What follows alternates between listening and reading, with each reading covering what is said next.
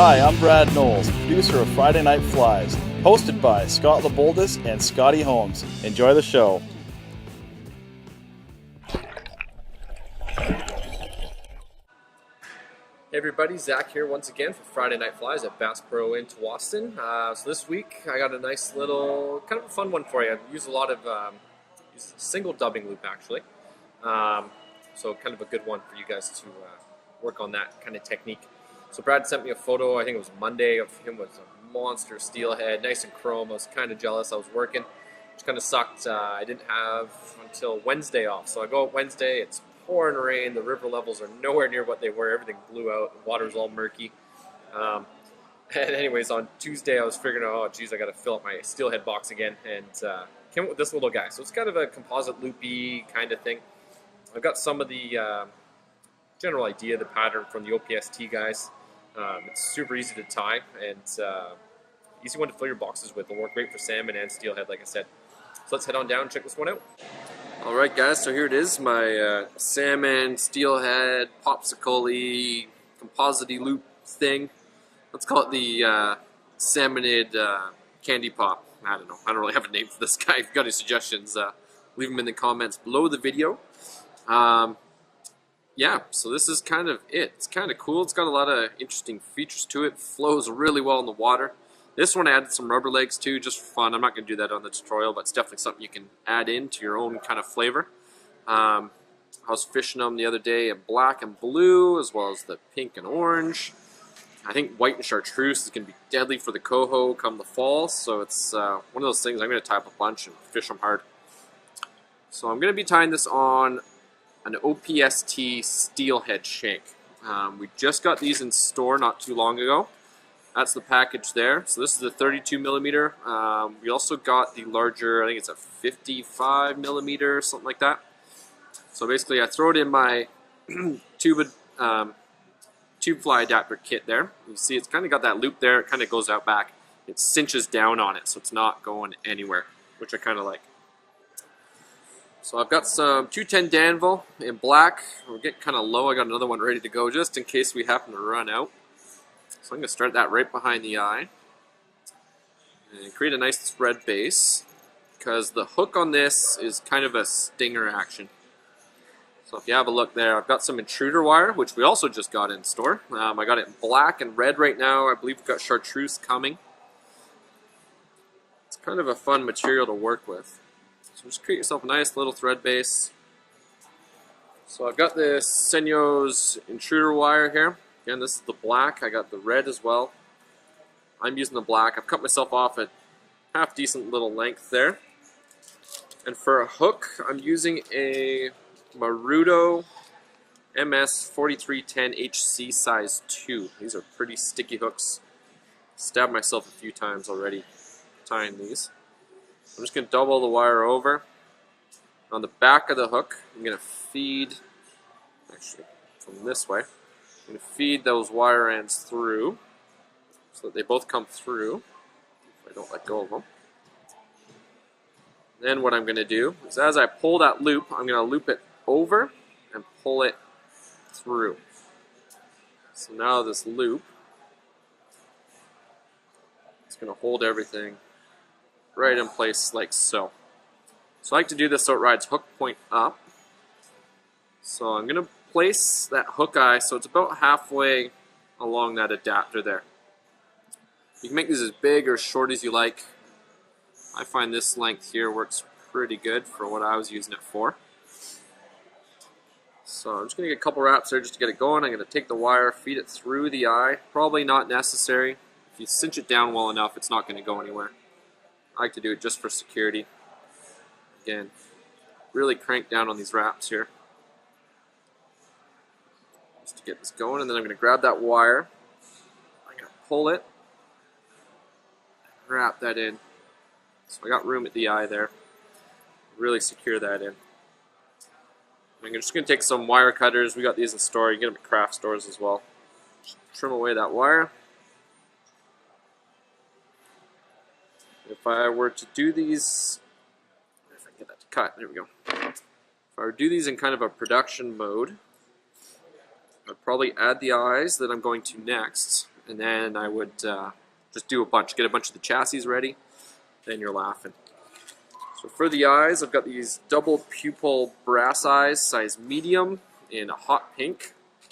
Again, use whatever dumbbell kind of eyes you like. We're going to tie it in on the underside, right at the front. A couple wraps there. Not quite far enough ahead. Couple wraps there. Crisscross it to get them going how we want them.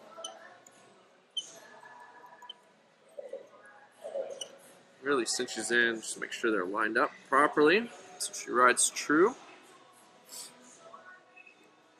I know Boulder doesn't like to glue them. I do. So I'm just going to take some head cement. Really coat that in there. Both sides. Again, if I were doing production mode, I would also coat these eyes with some Sally Hansen's Hard as Nails. Just helps to have the paint last a little bit longer. You know, I was fishing them on Wednesday, and the paint eventually rubs off. Just helps to prolong them a little bit. And that color definitely helps to key in on the fish. Really lock those down. That's probably good there. Take my thread to the back. Now for the body of this fly, we've got some Lagerton mini flat braid. This is orange. You can use whatever you want. Just something flat. Makes a good body. This stuff looks really good on intruders and the like. So I'm going to capture that in. Wrap up to the eyes there. Just touching turns all the way up.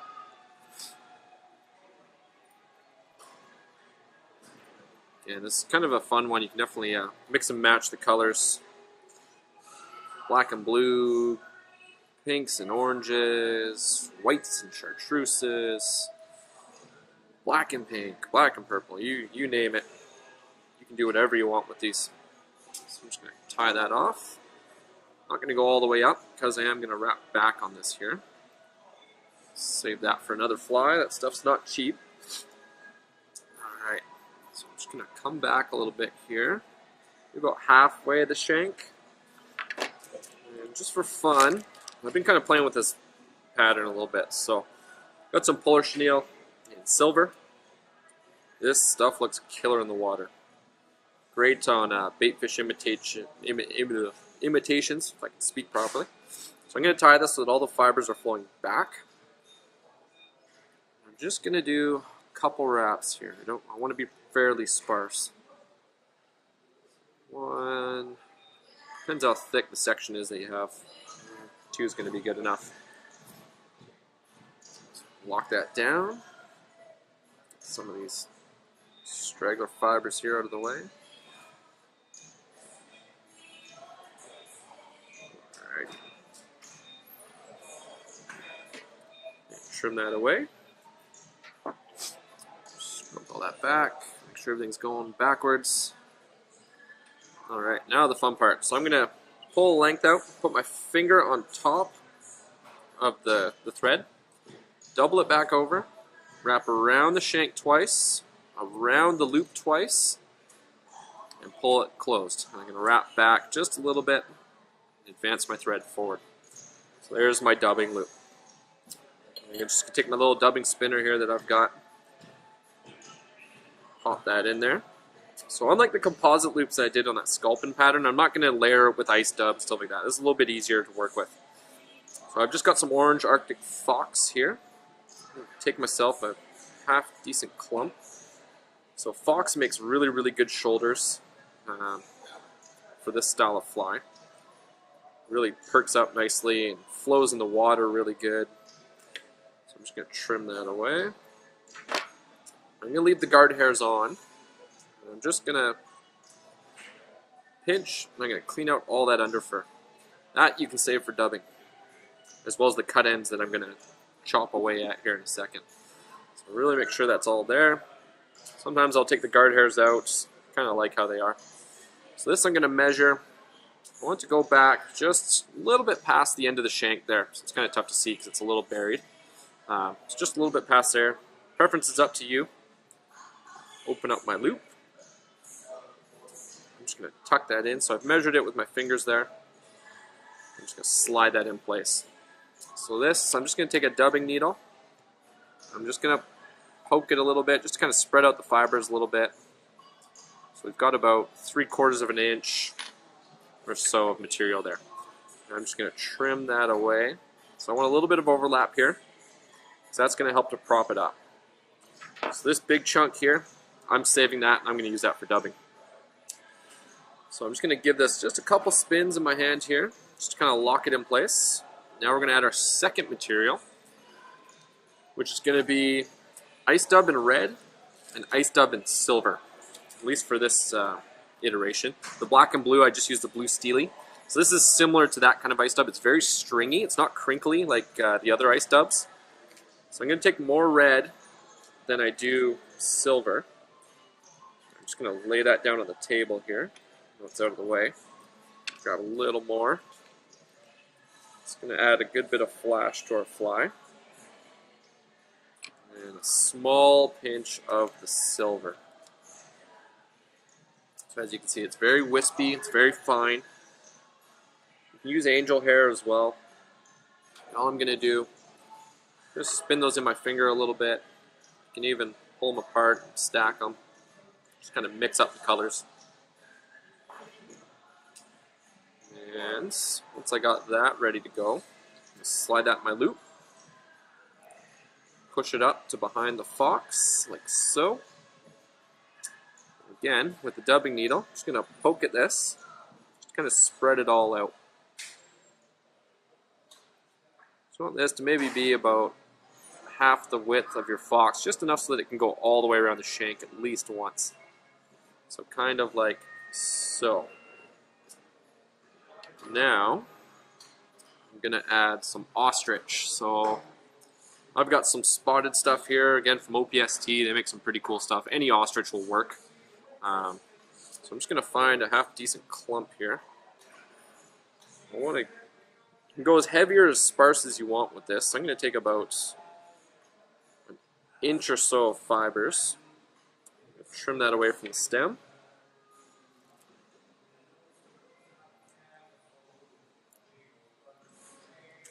There we go. So that's now off the stem. I'm just going to kind of clump them together, like so. And this I'm going to measure so it reaches just to the back of the hook bend there, from where we are. So again, just going to pop that in the loop. Flick that with my finger there, just to get it all out. There we go. I'm going to slide that up with my measurement. And once again, just going to take that dubbing needle, I'm just going to spread out all those fibers. So you want to spread them out so that you get even coverage all the way around. Doesn't matter if they're perfectly spaced, not the end of the world. As long as you get 1 or 2 wraps, you should have enough to cover up the whole area. So something like so. Now I'm just going to trim away those butt ends. Maybe about the same length as that fox. And just for fun, because I can, I'm going to add in some Marabou as well. So Marabou on its own, a traditional popsicle pattern. It's quite fragile, it's very delicate, it's easy to break. So what I'm going to do, I'm going to cut off a chunk of the stem. I'm going to find a point here and trim off the stem right at the tip. So I've got about an inch or so. This is very fine, very wispy. Kind of matches up with the ostrich there. And what I'm going to do is I'm keeping both sides. I'm going to slide it so the thread is right in the middle of that feather. Again, I'm just going to pop that in the loop. Poke at it a little bit here, just get those fibers out. And that I'm going to slide up so it's right in the middle. So this is going to help if you're ever making popsicle patterns and stuff like that. As you can see, that's going to add a lot of durability to the fly. So now that I got all my materials in there, I'm going to pinch the loop shut. I'm going to spin my dubbing spinner.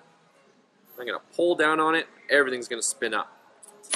Once I do that, I'm just going to pick at it a little bit. Anything that gets trapped, just going to pull out just a little bit. That Marabou gets all kind of crazy. Same with the ostrich and the ice dove and the fox. It all kind of wraps around itself. Give it another little spin and pull. So you really want to use a thick thread, because if you use too light of a thread, it's going to snap on you, which isn't too fun.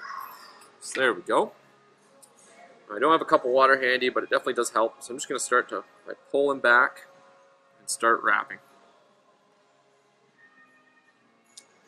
And as we come back around, I'm going to pull back again. So we're going to get 2 or 3 wraps of the fox, which is going to be the base of our shoulder there. I'm going to pull back all that ice dub. Hopefully I get a full turn here.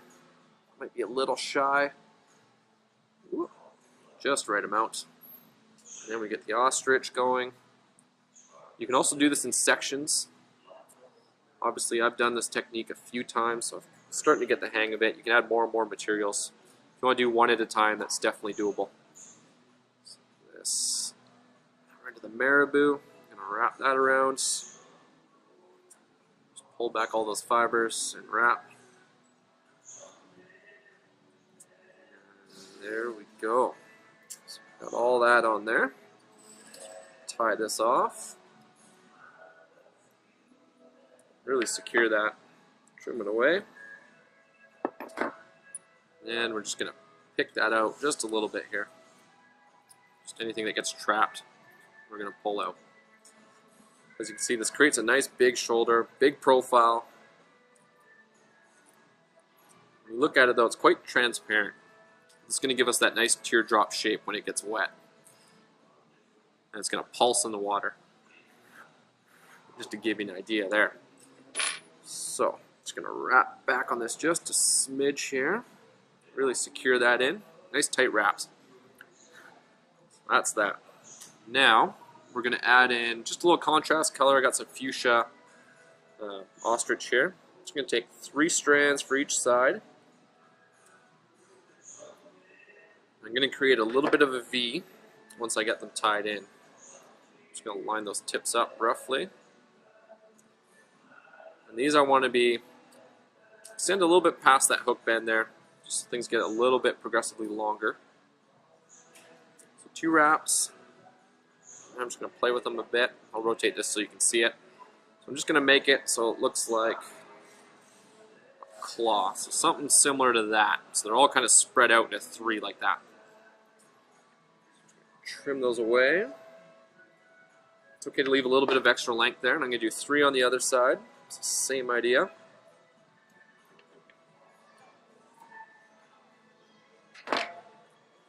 Try to make sure these are roughly the same length. So just get a measurement. 2 wraps. Again, you're going to kind of figure out which one wants to go where. One's going to go on top, one's going to go in the middle, one's going to go on the bottom. You want them a little bit longer than the other ostrich that we put in there. So there we go. Couple tight securing wraps. There we go. Trim that away. Now just a smidge more flash. So I've got some Crinkle mirror flash. I'm just going to take 2 strands on each side. If I can isolate them here. There we go. So I'm just going to cut that in half. Put those to the side. So these, again, are going to be a little bit longer than that last bit of ostrich that we just tied in. And they're going to kind of go in between the 3. So I'm just going to position them how I want, make them a little bit longer. Okay, so there's 1. Do your side next.